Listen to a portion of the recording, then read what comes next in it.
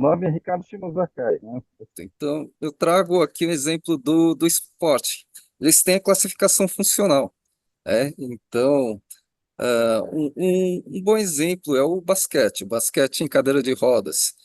Não sei se vocês sabem como funciona, né? Mas eles passam, na verdade, todo atleta passa por uma classificação funcional, né? Para saber, porque não é baseado na deficiência, é baseado na capacidade que ele tem. Então, o classificador, ele manda você levantar o braço, girar, inclinar, fazer vários movimentos para ver a sua capacidade, né?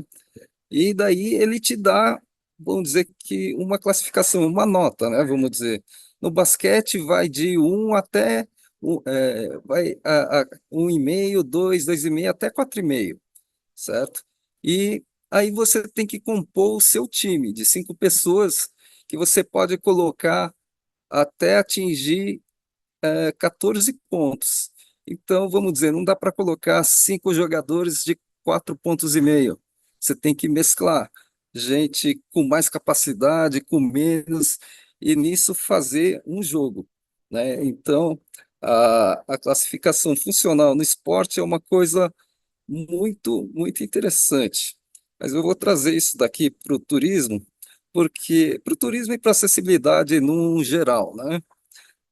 O turismo de aventura também é uma coisa muito interessante. Isso daqui é um exemplo, uma tirolesa, que foi adaptada para pessoas com deficiência, porque a tirolesa comum, ela é uma cadeirinha de cintas, cordas, e ali uma pessoa com tetraplegia, por exemplo, ficava de ponta cabeça. Então, nessa foto da esquerda, eles criaram uma tirolesa com uma cadeirinha, né? É uma cadeirinha em que você vai sentado, você não precisa ficar segurando, ele tem cintas de segurança, então até um tetraplégico consegue ir, certo? Até o dia em que uma pessoa, em que a deficiência dela não permitia dela ficar sentada, ela só conseguia ficar deitada. E ela não conseguiu ir nessa tirolesa. Então o pessoal pensou, e daí criou eh, esse modelo na foto da direita, que é a tirolesa voadora, em que a pessoa vai deitada, né? Isso é interessante porque foi pensado para a pessoa com deficiência, mas isso é interessante para qualquer pessoa. Sabe que esse modelo de cadeirinha da esquerda, né? Outras pessoas sem deficiência ficavam questionando, que fala assim, mas isso daí é só para pessoa com deficiência? Eu não posso ir também? Me parece mais confortável, mais seguro, né? Tanto que o lugar teve que fazer mais cadeiras desse tipo para atender ao público sem deficiência. E daí eu desenvolvi, né, um conceito, né, se chama acessibilidade funcional, porque acessibilidade, às vezes o pessoal faz de uma forma, o pessoal, às vezes, muita gente segue normas, né? Leis e normas, mas que às vezes as normas elas não retratam exatamente uma funcionalidade. Até porque as leis e normas, às vezes, não são feitas por pessoas com deficiência, e as pessoas com deficiência nem são consultadas. Então, acabam saindo uma coisa com muitas falhas. Se você vê essa foto, isso daqui é a Cinemateca Brasileira, que fica em São Paulo. Isso daqui é a entrada dela. Ela tem uma escada, né, de 4, 5 degraus, e tem uma plataforma. De acordo com a norma, poderia ser considerado um, um lugar acessível. Só que essa plataforma, ela funciona somente com um funcionário tem que destravar ela com uma chave. E onde fica esse funcionário? Ele fica lá dentro. E aqui fora não tem como você chamar ele. Então você tem que pedir para alguém entrar lá dentro para chamar o funcionário para vir destravar essa plataforma. E vocês podem. vê e tem espaço suficiente para você fazer uma rampa. Então, quem projetou isso não pensa em funcionalidade. Até também é, uma rampa daria muito mais autonomia à pessoa com deficiência, seria muito mais barato, né, do que ficar, porque a plataforma ela precisa de manutenção e tudo mais. Então, é uma acessibilidade que não funciona, né? Vamos dizer, na prática não funciona. Está de acordo com a norma, mas não funciona. Mas você tem outras questões. A informação é uma coisa que eu tenho falado bastante, porque há muitos lugares acessíveis, só que muitos lugares são desconhecidos por falta de informação. Então, por exemplo, você tem hotéis aí que têm acessibilidade, mas quando você entra no site, você não vê é, o- uma informação de que os quartos são acessíveis. E tem muitos lugares, né? Uma outra vez, por exemplo, eu fui, uma colega audiodescritora foi me chamar ali para ver uma exposição que ela tinha colocado a audiodescrição num Sesc aqui de São Paulo. Era muito, muito legal.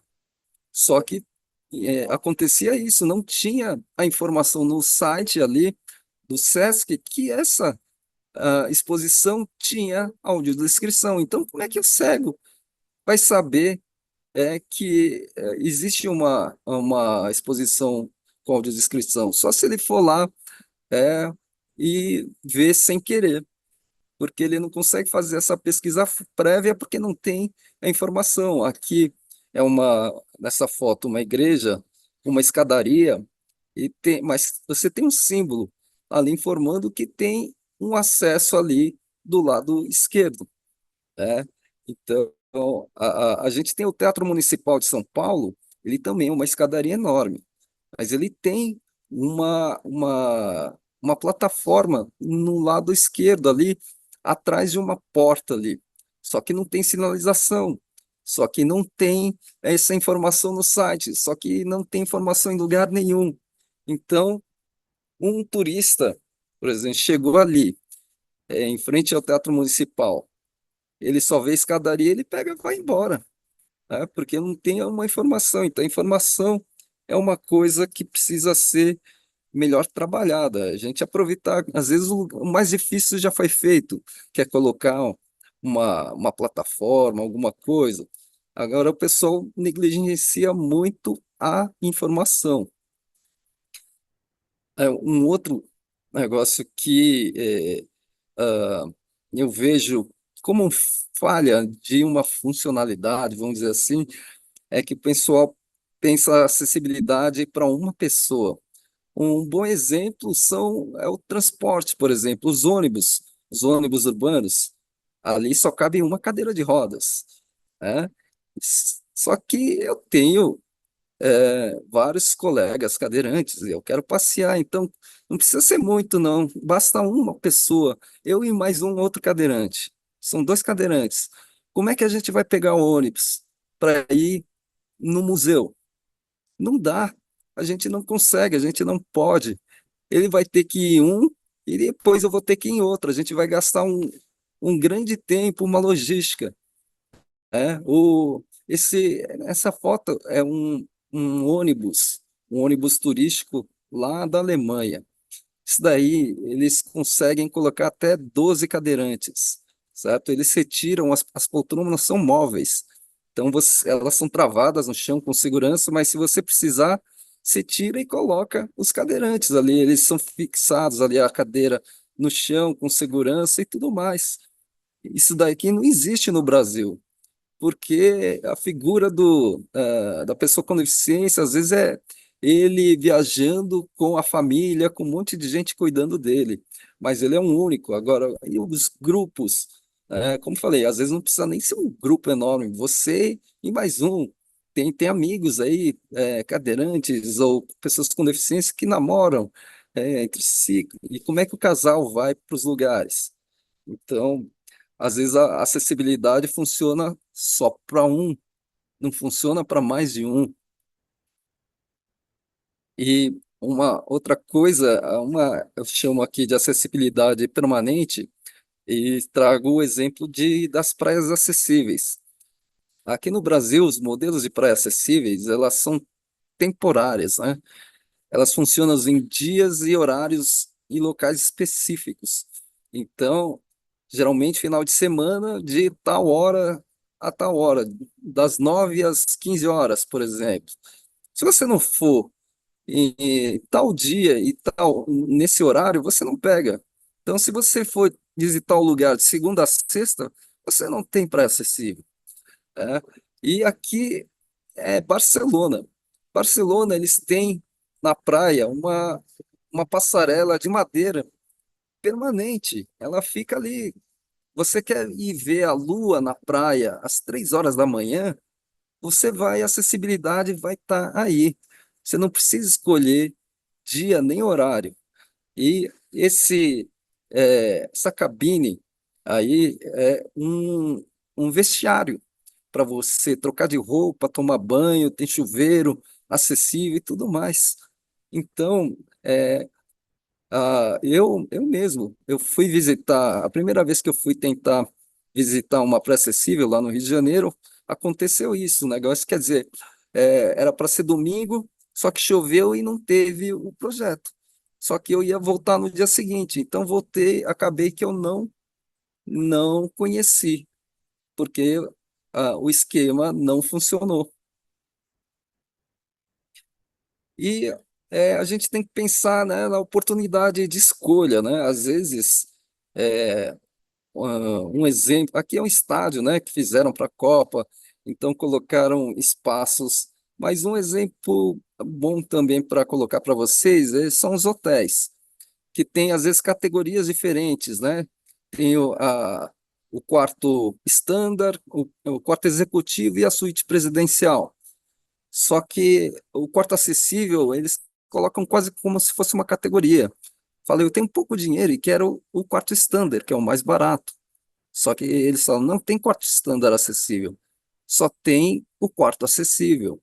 Ou você fala, eu quero conforto e tenho dinheiro, eu quero ficar na suíte presidencial. Fala, eles falam, não tem suíte presidencial acessível, só tem o quarto acessível. Então você, às vezes, você não tem oportunidade de escolha. O pessoal meio que escolhe para você. Você vai no teatro, é só aquele espaço que eles decidiram, às vezes num lugar de é, baixa visualização, é muito ruim, então não tem outros espaços espalhados pelo teatro em que você pode escolher. Então, esse é um outro dificultador que às vezes o pessoal também não pensa. E daí a importância de chamar um profissional. Isso daqui é um banheiro lá em Juiz de Fora, no museu, em que eles disseram que foi projetado por um profissional, um arquiteto especialista em acessibilidade. Mas você vê que, para mim, acho que nem uma pessoa, não precisa nem ser um arquiteto. Você consegue ver, eu não consigo ali entrar para usar pia, porque ele colocou na frente, né, do vaso sanitário. E às vezes nem a transferência para o vaso sanitário às vezes fica legal. E esse banheiro, ele tem espaço. Era só colocar as peças em lugares diferentes. Só que esse especialista aí, ele não fez a coisa direito, né? E é isso. Negócio para quem quiser aí, meus contatos, para ficar mais fácil de me achar, procure no Google Turismo Adaptado também, que vocês entram no site, ele vai ser direcionado aí. O negócio tem minhas redes, né? Eu posto bastante coisa no Instagram e os artigos ali no blog. Muito obrigado.